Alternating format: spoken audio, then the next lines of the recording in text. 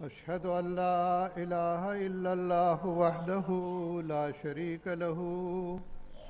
وأشهد أن محمدًا عبده ورسوله أما بعد فأعوذ بالله من الشيطان الرجيم بسم الله الرحمن الرحيم هو الذي بعث في الأميين رسولا منهم يتلو عليهم آياته ويزكيهم ويعلمهم الكتاب والحكمة وإن كانوا من قبل لفي ضلال مبين وآخرين منهم لما يلحقوا بهم وهو العزيز الحكيم۔ محترم صدر اجلاس اور سامعین کرام، جیسا کہ آپ نے سماعت فرمایا، میری تقریر کا عنوان ہے اسلام کی نشأت ثانیہ خلافت علی منہاج نبوت سے ہی وابستہ ہے۔ ابھی میں نے سورۃ جمعہ کی تیسری اور چوتھی آیت آپ کے سامنے تلاوت کی ہے۔ اس کا ترجمہ یہ ہے، وہی خدا ہے جس نے ایک ان پڑھ قوم کی طرف اسی میں سے ایک شخص کو رسول بنا کر بھیجا جو ان کو خدا کے احکام سناتا اور ان کو پاک کرتا اور ان کو کتاب اور حکمت سکھاتا ہے۔ گو وہ اس سے پہلے بڑی بھول میں تھے، اور ان کے سوا ایک دوسری قوم میں بھی وہ اس کو بھیجے گا جو ابھی تک ان سے نہیں ملی، اور وہ غالب حکمت والا ہے۔ حضرات، مذاہب عالم کی تاریخ میں اسلام کی نشأت اولیٰ بنی نوع انسان کے لیے ایک انقلاب انگیز، عہد آفرین اور تاریخ ساز دور کا آغاز ہے، جب صحرائے عرب اور وادی غیر ذی زرع کے شہر مکہ مکرمہ میں خدائے رب العالمین نے حضرت محمد مصطفیٰ رحمت للعالمین و خاتم النبیین صلی اللہ علیہ وسلم کو دین اسلام کے ساتھ مبعوث فرمایا، جو ایک عالمگیر، دائمی صلح و امن کا ہادی، انسانیت کا منجی، کامل و جامع شریعت قرآنیہ کا علمبردار اور سچی اور خالص توحید کا پرستار، زندگی بخش اور خدا نما مذہب ہے۔ سن 610 عیسوی میں جب اسلام کی تخم ریزی کی گئی تو یہ کسی انسانی فکر و نظر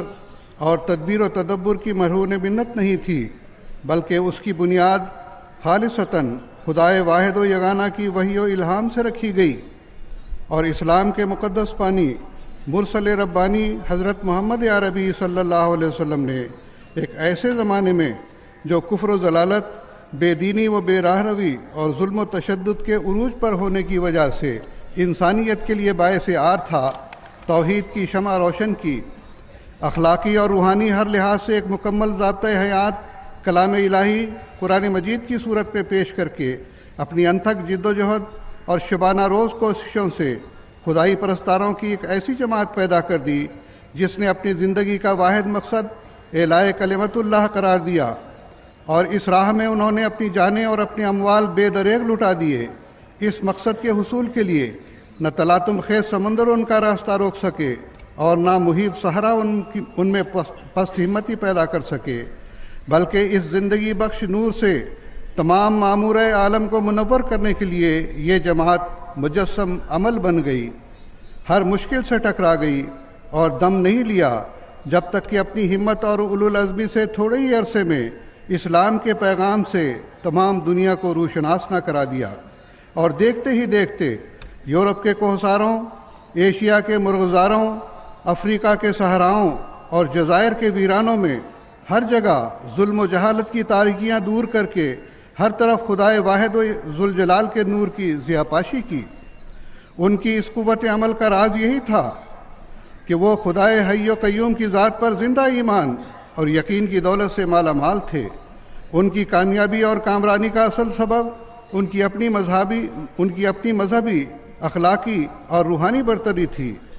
پھر مرور زمانہ کے ساتھ جوں جوں وہ اپنی ان خصوصیات کو ترک کرتے گئے، ان میں اندرونی اور بیرونی زوال شروع ہو گیا، حتیٰ کہ 19ویں صدی عیسوی میں مسلمان اسلامی تعلیمات سے اس قدر دور جا پڑے کہ وہ صرف نام کے مسلمان رہ گئے اور دنیاوی لحاظ سے بھی قار مذلت میں جا گرے۔ یہی وہ دور ہے جو اسلام کے لیے انتہائی نازک اور مصائب و مشکلات سے پر اور اسلام کی نشت ثانیہ کا متقاضی تھا، جس کے نتیجے میں مسلمان دانشوروں نے بعض تحریکیں شروع کیں۔ چنانچہ 1857 عیسوی کے غدر کے بعد سر سید احمد خان صاحب نے مسلمانوں کو قومیت کے نام سے بیدار کیا، مغربی تعلیم پر زور دیا تا ان کی دنیاوی حالت بہتر ہو، مغربیت کے زیر اثر اور یورپین فلسفہ سے مرغوب ہو کر ایک عقلی اسلام پیش کیا، جس کے مطابق وحی و الہام صرف ایک انسانی ملکہ ہو کر رہ گئے، قبولیت دعا کو صرف ایک نفسانی کیفیت قرار دیا۔ جہاں کہیں مذہب کا ٹکراؤ مغربیت سے نظر آیا، قرآن مجید کی آیات کی تعویل و تفسیر عقلیت کے ماتحت کر دی گئی۔ اس قسم کی مذہبی تحریک سے متاثر لوگ اچھے دنیا دار اور سیاسی لیڈر تو بنے، لیکن اسلام کی نشت ثانیہ کے مہم جو نہ بن سکے۔ پھر ایسی تحریک شروع ہوئی کہ اسلام کے نام پر مسلمانوں کو ایک قوم کی شکل میں منظم کر کے، فرقہ دارانہ اختلاف عقائد سے قطع نظر کر کے ایک عالمگیر سلطنت کے قیام کی جد و جہد کی جائے۔ چنانچہ جمال الدین افغانی اور سید حلیم شاہ وغیرہ مسلمان اسی نقطہ نظر کے حامل تھے۔ انہیں تبلیغ اسلام کو دنیا کے کونوں تک پہنچانے اور تعلق باللہ قائم کرنے کے لیے اتنی دلچسپی نہیں تھی جتنی سیاسی اقتدار کے لیے تڑپ تھی۔ علامہ اقبال نے مغرب و مشرق کی تعلیمات کو جذب کر کے مغربیت سے رنگین اسلامی کلام پیش کیا اور غلبہ اور اقتدار اور خودی کی سربلندی کا درس دیا، جس کی عملی شکل خاکسار تحریک کے طور پر نمودار ہوئی۔ اس تحریک میں مذہب کو صرف ایک علامت کے طور پر اختیار کیا گیا، لیکن در حقیقت اس کے پیچھے سیاست کار فرما نظر آتی ہے۔ اس میں کوئی شک نہیں کہ مذکورہ مسلمان دانشوروں نے اپنی اپنی سمجھ اور بساط کے مطابق مسلمانوں کی ملی اور قومی خدمات سر انجام دی۔ ان کے اس قابل قدر کارناموں کو عزت اور احترام کی نگاہ سے دیکھنے کے باوجود ہم یہ کہنے پر مجبور ہیں کہ ان میں سے کسی ایک نے بھی یہ دعویٰ نہیں کیا کہ وہ اسلام کی نشت ثانیہ کے علمبردار ہیں۔ وہ اسلام کی صداقت کو دیگر ادیان پر ثابت کر سکتے ہیں، حضرت صلی اللہ علیہ وسلم کے ہر حکم کو پر حکمت ثابت کر سکتے ہیں اور قرآن مجید کی فضیلت کو آج بھی دنیا پر واضح کر سکتے ہیں۔ مذہبی دنیا میں مولانا رحمت اللہ مہاجر مکی اور مولانا محمد قاسم نانوتوی وغیرہ علماء نے ہندوستان میں بے شک بعض کتب آریوں اور عیسائیوں کے مقابلے میں لکھیں اور مناظرات بھی کیے، لیکن ان کا طرز استدلال زیادہ تر نقلی اور طریق مدافعانہ یعنی ڈیفینسو تھا۔ اسلام کی حقانیت اور فضیلت ثابت کرنے اور نئے علوم کی روشنی میں اسلامی اصول کی فلسفی بیان کرنے میں وہ کوئی قابل ذکر خدمات سر انجام نہ دے سکے۔ ان حالات میں مسلمانوں کا افلاس اور اقتصادی پستی بھی اسلام کے لیے سخت مضر ثابت ہو رہی تھی۔ عیسائی مشنریوں کی زرپاشی بھی ان کے لیے باعث کشش بن گئی۔ ان سب باتوں نے مسلمانوں کی شمع امید کو بجھا رکھا تھا اور انہوں نے سمجھ لیا تھا کہ اب اسلام کا خاتمہ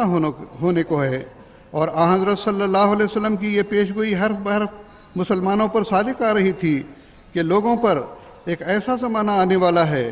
کہ اسلام کا صرف نام اور قرآن کے صرف الفاظ رہ جائیں گے، مسجدیں بظاہر آباد نظر آئیں گی، لیکن در حقیقت ہدایت سے خالی اور ویران ہوں گی۔ ان کے علماء آسمان کے نیچے بدترین مخلوق ہوں گے، ان علماء ہی سے فتنہ نکلے گا اور انہی کی طرف پھر لوٹ آئے گا۔ مشکات شعب الایمان۔ بس مسلمانوں کی یہ حالت کوئی ڈھکی چھپی بات نہیں، بلکہ خود مسلمان علماء اور مفکرین نے اس کا اقرار کیا ہے۔ چنانچہ مولانا الطاف حسین حالی نے فرمایا، رہا دین باقی نہ اسلام باقی، ایک اسلام کا رہ گیا نام باقی۔ مولانا ابوالکلام آزاد نے اپنی کتاب تذکرہ کے صفحہ 11 میں تحریر کیا، مذہب کے دکانداروں نے جہل و تقلید اور تعصب و ہوا پرستی کا نام مذہب رکھا ہے،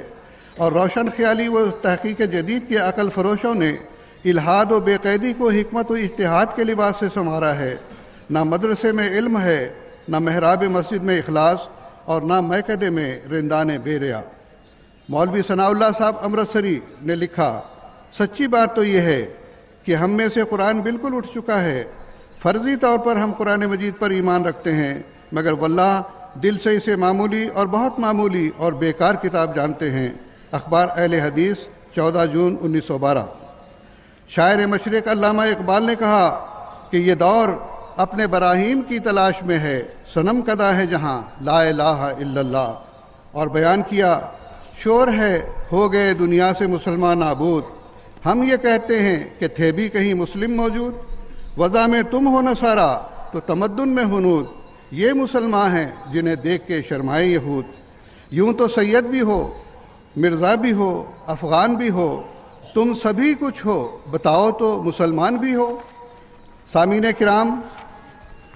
انتہائی مایوس کن اور پرآشوب اس دور میں حالات زمانہ نے یہ گواہی دی تھی کہ اسلام کی نشت ثانیہ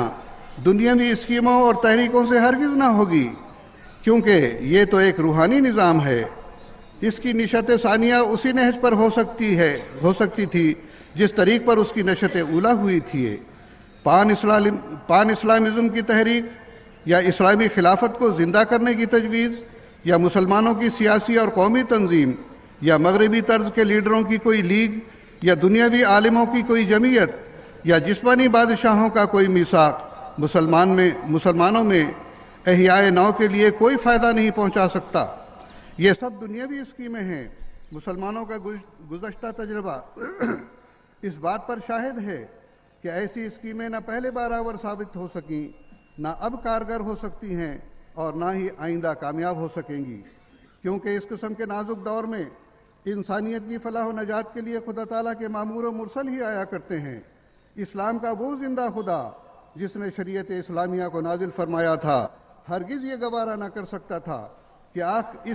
جس آخری امت کو اس نے خیر امت کے خطاب پہ جلیل سے سرفراز کیا تھا، اسے وہ بے یار و مددگار دنیا کے رحم و کرم پر چھوڑ دے، بلکہ جس طرح اس نے اسلام کے دور اول میں اس کی نشت اولیٰ کے لیے اپنی جناب سے سامان فراہم کیے تھے، اسی طرح اس کی نشت ثانیہ کے بھی سامان فرماتا، اور اس نے ایسا ہی کیا۔ چنانچہ بانی سلسلہ احمدیہ علیہ السلام نے مسلمانوں کو خوشخبری دیتے ہوئے فرمایا، اے مسلمانوں، اگر سچے دل سے خداوند تعالیٰ اور اس کے مقدس رسول علیہ السلام پر ایمان رکھتے ہو اور نصرت الہی کے منتظر ہو، تو یقیناً سمجھو کہ نصرت کا وقت آ گیا ہے، اور یہ کاروبار انسان کی طرف سے نہیں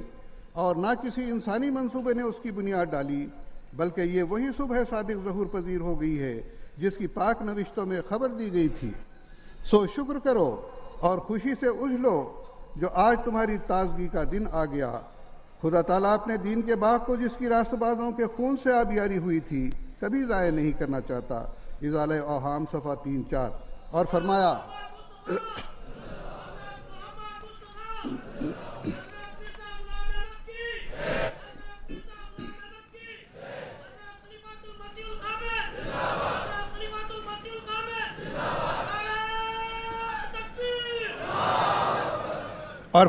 سچائی کی فتح ہوگی اور اسلام کے لیے پھر اس تازگی اور روشنی کا دن آئے گا جو پہلے وقتوں میں آ چکا ہے، اور آفتاب اپنے پورے کمال کے ساتھ چڑھے گا جیسا کہ پہلے چڑھ چکا ہے۔ فتح اسلام صفحہ 5۔ حضرات، میں نے اپنی تقریر کی ابتدا میں سورۃ الجمعہ کی جو آیات تلاوت کی ہیں اس میں واضح طور پر اللہ تعالیٰ نے یہ بتلا دیا ہے کہ آن حضرت صلی اللہ علیہ وسلم کی 2 بعثتیں مقدر تھیں۔ ایک بعثت امیین میں ہوئی یعنی مکہ مکرمہ میں، اور دوسری بعثت آپ کی اس دور آخر میں مقدر تھی۔ اس آیت کے نزول پر جب صحابہ کرام رضی اللہ عنہم نے دریافت کیا کہ حضور آخرین سے مراد کون لوگ ہیں، تو آپ نے اس مجلس میں موجود حضرت سلمان فارسی رضی اللہ تعالیٰ عنہ کے کندھے پر ہاتھ رکھ کر فرمایا تھا کہ لو کان الایمان معلقا بالثریہ لنالہ رجل اور رجال من ہؤلاء، بخاری کتاب التفسیر، کہ اگر مسلمانوں کی حالت اس قدر بگڑ جائے کہ ایمان ثریہ ستارے پر گیا ہوا ہو تو فارسی الاصل شخص اس کو دوبارہ وہاں سے لے آئے گا، یعنی اسلام کی نشت ثانیہ کی بنیاد رکھی جائے گی۔ اور جیسا کہ بیان ہو چکا ہے کہ 19ویں صدی عیسوی کا دور ہی مسلمانوں کی خستہ حالی کا بدترین دور تھا، اور اسی دور میں ایسے رسول کی بعثت مقدر تھی جو آن حضرت صلی اللہ علیہ وسلم کا بروز اور آپ کا غلام ہو، جس کو براہ راست خدا سے ہدایت حاصل ہونے کے سبب امام مہدی کا لقب دیا جاتا، اور جس کا اظہار خدا تعالیٰ نے اس طرح فرمایا ہے کہ هو الذی ارسل رسولہ بالہدی ودین الحق لیظہرہ علی الدین کلہ، سورۃ الصف آیت 10۔ یعنی خدا تعالیٰ ہی وہ ذات ہے جس نے اپنا رسول مہدی کے لقب اور دین حق کے ساتھ مبعوث کیا تاکہ تمام ادیان پر اسلام کو غالب کر دے۔ اس آیت کی تفسیر میں جملہ مفسرین کا اتفاق ہے کہ یہ آیت مسیح موعود اور امام مہدی کے بارے میں ہے۔ چنانچہ تفسیر ابن جریر میں ان آیات کی تشریح میں لکھا ہے کہ ھذا عند خروج المہدی، یعنی اسلام کا یہ غلبہ تمام ادیان پر امام مہدی کے زمانے میں ہوگا۔ شیعوں کی مشہور حدیث کی کتاب بحار الانوار میں لکھا ہے نزلت فی القائم من آل محمد صلی اللہ علیہ وسلم، کہ یہ آیت آل محمد کے القائم یعنی امام مہدی کے بارے میں نازل ہوئی ہے۔ اسی طرح شیعہ اصحاب ہی کی ایک اور معتبر کتاب غایت المقصود میں جلد 2 میں لکھا ہے مراد از رسول دریجہ امام مہدی است، کہ یعنی اس آیت میں جو رسول موعود ہے اس سے مراد امام مہدی ہے۔ پس اسلام پر جب بھی نازک دور آیا، حضور محمد عربی صلی اللہ علیہ وسلم و خاتم النبیین صلی اللہ علیہ وسلم کی قوت قدسیہ نے ہمیشہ امت محمدیہ کی روحانی دستگیری کے سامان فرمائے ہیں۔ حضرت صلی اللہ علیہ وسلم نے خود اپنی امت کو ایسے دور میں جو ظالم اور جابر بادشاہوں کا دور تھا اور جس میں خلافت علی منہاج نبوت کا سلسلہ منقطع ہو چکا تھا، ایسے دور میں بھی امت کو روحانی طور پر بے سر و سامان نہیں چھوڑا، بلکہ یہ بشارت دی تھی کہ جب تک خلافت علی منہاج نبوت کا سلسلہ قائم نہیں ہو جاتا تب تک عبوری طور پر مجددین کا سلسلہ جاری رہے گا۔ فرمایا ان اللہ یبعث لہذہ الامت علی رأس کل 100 سنۃ من یجدد لہا دینہا، ابو داؤد جلد 2 صفحہ 241، یعنی یقیناً اللہ تعالیٰ اس امت کے لیے ہر صدی کے سر پر ایسے شخص کو مبعوث کرتا رہے گا جو اس امت کے لیے دین کی تجدید کا کام سر انجام دے گا۔ چنانچہ اس صحیح حدیث کے مطابق گزشتہ 13 صدیوں میں مختلف جگہوں پر ایسے بزرگان دین پیدا ہوئے جنہوں نے اپنے اپنے دور میں تجدید دین کا عظیم کام سر انجام دیا، لیکن 14ویں صدی ہجری میں جب مسلمانوں کی دینی، اخلاقی، روحانی، سیاسی، سماجی، معاشی اور بین الاقوامی حالت انتہائی نازک ہو گئی، تو ایسے وقت کے لیے حضرت صلی اللہ علیہ وسلم نے امت محمدیہ میں خلافت علی منہاج نبوت کے قیام کی خوشخبری سنائی تھی۔ چنانچہ مسند احمد بن حنبل کی مشہور حدیث ہے جس کا ترجمہ میں پیش کرتا ہوں۔ حضرت حذیفہ رضی اللہ تعالیٰ عنہ بیان کرتے ہیں کہ حضرت صلی اللہ علیہ وسلم نے فرمایا تم میں نبوت قائم رہے گی جب تک اللہ تعالیٰ چاہے گا، پھر وہ اس کو اٹھا لے گا، اور خلافت علی منہاج نبوت قائم ہوگی، پھر اللہ تعالیٰ جب چاہے گا اس نعمت کو بھی اٹھا لے گا، پھر ایذا رسا بادشاہت قائم ہوگی اور تب تک قائم رہے گی جب تک اللہ تعالیٰ چاہے گا۔ جب یہ دور ختم ہوگا تو اس سے بھی بڑھ کر جابر بادشاہت قائم ہوگی اور تب تک رہے گی جب تک اللہ تعالیٰ چاہے گا۔ پھر وہ ظلم و ستم کے اس دور کو ختم کر دے گا، جس کے بعد پھر نبوت کے طریق پر خلافت قائم ہوگی۔ یہ فرما کر آپ خاموش ہو گئے۔ پس حضرت صلی اللہ علیہ وسلم کی یہ خوشخبری اسلام کی نشأت ثانیہ ہی کے بارے میں ہے، جس کا وعدہ اللہ تعالیٰ نے سورۃ النور کی آیت استخلاف میں دیا ہے کہ وعد اللہ الذین آمنوا منکم وعملوا الصالحات لیستخلفنہم فی الارض کما استخلف الذین من قبلہم ولیمکنن لہم دینہم الذی ارتضی لہم ولیبدلنہم من بعد خوفہم امنا یعبدوننی لا یشرکون بی شیئا ومن کفر بعد ذلک فاولئک هم الفاسقون۔ سورہ نور آیت 56۔ تم میں سے جو لوگ ایمان لائے اور نیک اعمال بجا لائے ان سے اللہ تعالیٰ نے پختہ وعدہ کیا ہے کہ انہیں ضرور زمین میں خلیفہ بنائے گا، جیسا کہ اس نے ان سے پہلے لوگوں کو خلیفہ بنایا، اور ان کے لیے ان کے دین کو جو اس نے ان کے لیے پسند کیا ضرور تمکنت عطا کرے گا، اور ان کے خوف کی حالت کے بعد ضرور انہیں امن کی حالت میں بدل دے گا، اور وہ میری عبادت کریں گے، میرے ساتھ کسی کو شریک نہیں ٹھہرائیں گے، اور جو اس کے بعد بھی ناشکری کرے تو یہی وہ لوگ ہیں جو نافرمان ہیں۔ پس قیام خلافت کے اس وعدہ الہی اور دور آخر میں خلافت علی منہاج نبوت کے دوبارہ قائم ہونے کے بارے میں حضرت صلی اللہ علیہ وسلم کے فرمان کی روشنی میں یہ بات صاف طور پر ظاہر ہوتی ہے کہ اسلام کی نشأت ثانیہ صرف اور صرف نظام خلافت کے قیام و استحکام ہی سے وابستہ ہے۔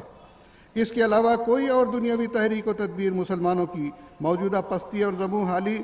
اور افتراق و تشدد کو دور کرنے اور اسلام کی عظمت اور غلبے کو ثابت کرنے میں کامیاب نہیں ہو سکتی، کیونکہ گزشتہ سال ہا سال کے تجربوں نے مسلمان مفکرین اور دانشوروں کو اسی نہج پر سوچنے کو مجبور کر دیا ہے جس کا اظہار وہ بارہا کر چکے ہیں۔ چنانچہ مفکر اسلام مولانا عبد الماجد دریابادی لکھتے ہیں، اتنے تفرق اور تشدد کے باوجود کبھی کسی کا ذہن اس طرف نہیں جاتا کہ عراق کا منہ کدھر اور شام کا رخ کس طرف ہے، مصر کس طرف اور حجاز کدھر، یمن کی منزل کون سی ہے اور لبنان کی کون سی۔ ایک خلافت اسلامیہ آج ہوتی تو اتنی چھوٹی چھوٹی ٹکڑیوں میں آج مملکت اسلامیہ کیوں تقسیم در تقسیم ہوتی۔ ترک اور دوسرے مسلمان فرما روا آج تک تنسیخ خلافت کی سزا بھگت رہے ہیں،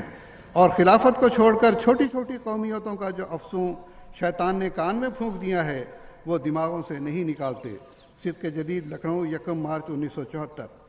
مولانا سید ابو الحسن علی ندوی نے زیر عنوان 15ویں صدی میں عالم اسلام کے 10 نکاتی پروگرام کے تحت لکھا، اس وقت عالم اسلام خلافت کے اس ضروری ادارے اور اس مبارک نظام سے محروم ہے جس کے قیام کے مسلمان مکلف بنائے گئے تھے اور جس کی محرومی کا جرمانہ وہ مختلف شکلوں میں ادا کر رہے ہیں۔ اخبار تعمیر حیات، لکھنؤ، 25 اگست 1988۔ اہل سنت والجماعت کا پاسبان رسالہ جد و جہد، لاہور، ماہ دسمبر 1960 لکھتا ہے، سب سے بڑا ظلم جو مسلمانوں نے اپنی خود غرضی کی بنا پر کیا وہ یہ تھا کہ خلافت علی منہاج نبوت کا سلسلہ ختم کر کے دم لیا اور امت مسلمہ کو بھیڑوں کے ریوڑ کی طرح جنگل میں ہانک دیا کہ جاؤ چرو چگو اپنا پیٹ پالو۔ صرف خلافت ہی ایسا منصب تھا جو مسلمانوں کو منتشر ہونے کی بجائے ایک مرکز پر جمع رکھتا اور ایک نصب العین مقرر کر کے ان کی تنظیمی قوت کو محفوظ رکھتا ہے۔ مدیر ہفت روزہ تنظیم اہل حدیث لاہور لکھتے ہیں، اگر زندگی کے ان آخری لمحات میں بھی ایک دفعہ خلافت علی منہاج نبوت کا نظارہ نصیب ہو گیا تو ہو سکتا ہے کہ ملت اسلامیہ کی بگڑی سنور جائے اور روٹھا ہوا خدا پھر سے من جائے، اور بھنور میں گھری ہوئی ملت اسلامیہ کی یہ ناؤ شاید کسی طرح اس کے نرغے سے نکل کر ساحل عافیت سے ہمکنار ہو جائے، ورنہ قیامت میں ہم سب سے خدا پوچھے گا کہ دنیا میں تم نے ہر ایک اقتدار کے لیے زمین ہموار کی، کیا اسلام کے غلبہ اور قرآن حکیم کے اقتدار کے لیے بھی کچھ کیا؟ ہفت روزہ تنظیم اہل حدیث لاہور، 12 ستمبر 1969۔ اسلامک دعویٰ سینٹر امریکہ نے لکھا، آج مسلمان ہر طرف سے کافروں کے چنگل میں ہیں۔ یوگوسلاویہ میں مسلمانوں کا قتل عام ہو یا ایتھوپیا اور صومالیہ میں قحط،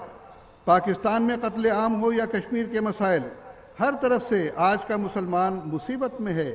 ان سب مسائل کا صرف اور صرف ایک ہی حل ہے اور وہ ہے خلافت کا قیام۔ دنیا بھر کے سب مسلمانوں پر خلافت کا قیام اور پھر ان پر صرف ایک خلیفہ کا رہنا ایسے فرائض کی طرح ہے جن کو چھوڑ دینا اللہ عز و جل نے حرام قرار دیا ہے۔ یہ فرض ایسا فرض ہے جس سے کسی مسلمان کی پسند یا ناپسند کا کوئی سوال ہی پیدا نہیں ہوتا، اور نہ ہی اس فرض کی تکمیل میں کوئی غفلت، تساہل یا لاپرواہی ہونی چاہیے۔ اللہ تعالیٰ نے خلافت کے فرض کو اتنی اہمیت دی ہے جس کی کوتاہی سے اللہ تعالیٰ انہیں شدید ترین عذاب دے گا۔ بحوالہ ندائے خلافت، 29 ستمبر تا 12 اکتوبر 1992۔ پس تمام اہل جہان اور خصوصاً مسلمان بھائیوں کو خوشخبری ہو کہ اللہ تعالیٰ نے اپنے وعدوں اور اپنے پیارے رسول محمد عربی صلی اللہ علیہ وسلم کی پیش گوئی اور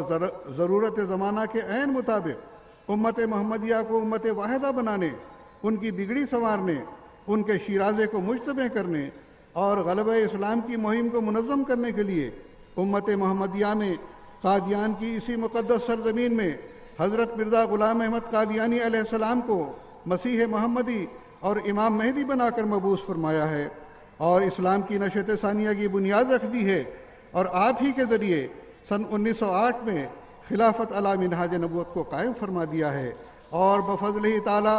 آج ہم خلافت حقہ اسلامیہ احمدیہ کے 5ویں خلیفہ سیدنا حضرت مرزا مسرور احمد صاحب اید اللہ تعالیٰ بنصر العزیز کی قیادت اور سیادت میں اسلام کی عالمگیر تبلیغ و اشاعت میں ہماتن مصروف ہیں،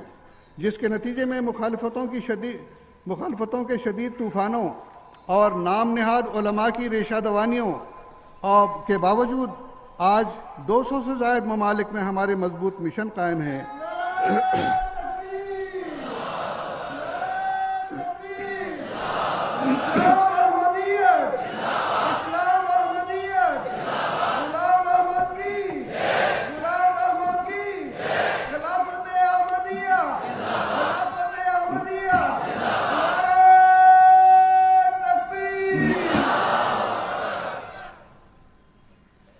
علماء کی ریشہ دوانیوں کے باوجود آج 200 سے زائد ممالک میں ہمارے مضبوط مشن قائم ہے۔ قرآن مجید کے 70 سے زائد زبانوں میں تراجم کروا کر مغرب و مشرق کی غیر مسلم اقوام تک اسلام کی حسین روح پرور، امن بخش اور رواداری کی تعلیمات پہنچا رہے ہیں، اور ہیومینٹی فرسٹ کے تحت دنیا کے ہر ملک میں دکھی انسانیت کی خدمت کا حق ادا کر رہے ہیں۔ سامعین کرام،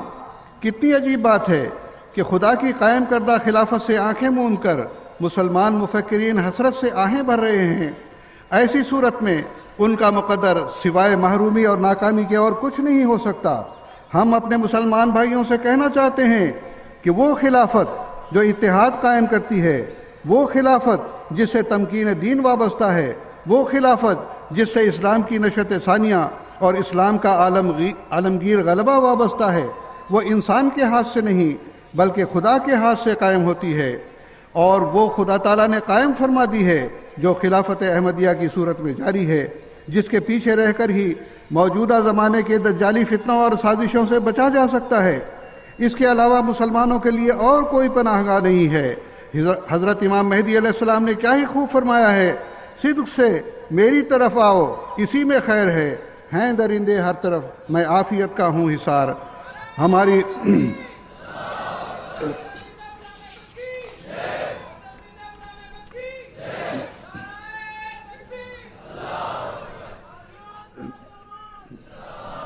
ہماری یہ بات کوئی مانے یا نہ مانے اس کی مرضی ہے، لیکن حقیقت یہی ہے جسے آج نہیں تو کل سارا عالم اسلام تسلیم کرے گا۔ سیدنا حضرت خلیفۃ المسیح رابع رحمہ اللہ تعالیٰ فرماتے ہیں، پس یاد رکھیں کہ آپ کی وحدت خلافت سے وابستہ ہے، اور امت واحدہ بنانے کا کام خلافت احمدیہ کے سپرد ہے، اور کسی کو نصیب نہیں ہو سکتا۔ میں خدا کی قسم کھا کر اس مسجد میں اعلان کرتا ہوں کہ محمد رسول اللہ صلی اللہ علیہ وسلم کے غلاموں کو امت واحدہ بنانے کا کام خدا تعالیٰ نے اس دور میں خلافت احمدیہ کے سپرد کر دیا ہے۔ جو اس سے تعلق کاٹے گا وہ امت واحدہ سے اپنا تعلق کاٹے گا، اور اس کی کوئی کوشش خواہ نیکی کے نام پر ہی کیوں نہ ہو کامیاب نہیں ہو سکتی۔ خطبہ جمعہ فرمودہ 16 جولائی 1993۔ اسی طرح آپ نے فرمایا، پس واپس لوٹو اور خدا کی قائم کردہ سیاست سے اپنا تعلق باندھو۔ خدا کی قائم کردہ قیادت کے انکار کے بعد تمہارے لیے کوئی امن اور فلاح کی راہ باقی نہیں، اس لیے دکھوں کا زمانہ لمبا ہو گیا۔ واپس آؤ، توبہ استغفار سے کام لو۔ میں تمہیں یقین دلاتا ہوں کہ خواہ معاملات کتنے بھی بگڑ چکے ہوں، اگر تم خدا کی قائم کردہ قیادت کے سامنے سر تسلیم خم کر لو تو نہ صرف یہ کہ دنیا کے لحاظ سے تم ایک عظیم طاقت کے طور پر ابھرو گے، بلکہ تمام دنیا میں اسلام کے غلبہ نو کی ایسی عظیم تحریک چلے گی کہ دنیا کی کوئی طاقت اس کا مقابلہ نہیں کر سکے گی، اور آخر فتح کا صحرا پھر صرف جماعت احمدیہ کے نام لکھا جائے گا۔ پس آؤ اور اس مبارک تاریخی سعادت میں تم بھی شامل ہو جاؤ۔ اللہ تمہیں اس کی توفیق عطا فرمائے۔ خطبہ جمعہ 13 اگست 1999۔ حضرات، اپنی تقریر کے آخر میں سیدنا حضرت امیر المومنین خلیفۃ المسیح الخامس ایدہ اللہ تعالیٰ بنصر العزیز میں اپنی تقریر کے آخر میں سیدنا حضرت امیر المومنین خلیفۃ المسیح الخامس ایدہ اللہ تعالیٰ بنصر العزیز کے پیغام کا ایک اقتباس پیش کرتا ہوں، جو حضور پر نور نے 100 سالہ خلافت احمدیہ جوبلی نمبر جماعت احمدیہ بھارت کے لیے ارسال فرمایا تھا۔ آپ فرماتے ہیں، پس اے مسیح محمدی کے ماننے والو، اے وہ لوگوں جو حضرت مسیح موعود علیہ السلام کے پیارے اور آپ کے درخت وجود کی سرسبز شاخیں ہو، اٹھو اور خلافت احمدیہ کی مضبوطی کے لیے ہر قربانی کے لیے تیار رہو، تاکہ مسیح محمدی اپنے آقا و مطاع کے جس پیغام کو لے کر دنیا میں اللہ تعالیٰ کی طرف سے آیا، اس حبل اللہ کو مضبوطی سے پکڑتے ہوئے دنیا کے کونے کونے میں پھیلا دو۔ دنیا کے ہر فرد تک یہ پیغام پہنچا دو کہ تمہاری بقا خدائے واحد و یگانہ سے تعلق جوڑنے میں ہے۔ دنیا کا امن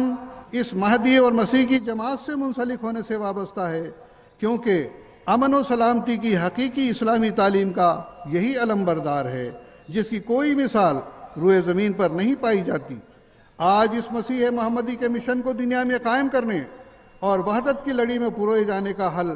صرف اور صرف خلافت احمدیہ سے جڑے رہنے سے وابستہ ہے، اور اسی سے خدا والوں نے دنیا میں ایک انقلاب لانا ہے۔ اللہ تعالیٰ ہر احمدی کو مضبوطی ایمان کے ساتھ اس خوبصورت حقیقت کو دنیا کے ہر فرد تک پہنچانے کی توفیق عطا فرمائے، آمین۔ وآخر دعوانا ان الحمد للہ رب العالمین۔